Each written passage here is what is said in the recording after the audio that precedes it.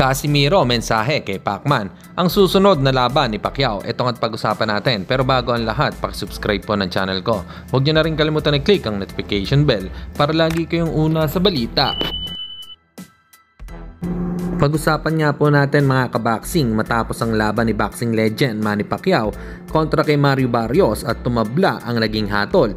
Madami ang nagulat dahil lamang si Pacman dito pero yung dalawang judge ay tabla ang score. Bagamat madami ang napahanga ni Pacquiao dahil 4 na taon po itong nabakante tapos short training pero tumagal hanggang round 12 at maganda din ang naipakita nito sa ibabaw ng lona.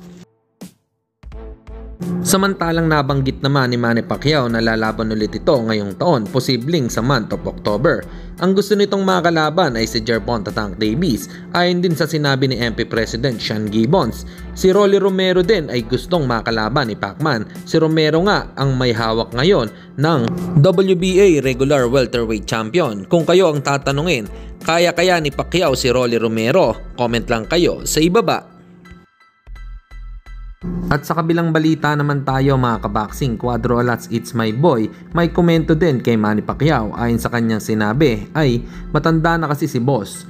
Kung sa bata-bata pa lang sila naglaban, matik KO din si Barrios. May point naman siya dito. Malaki din talaga ang epekto kapag may edad na ang boksingero.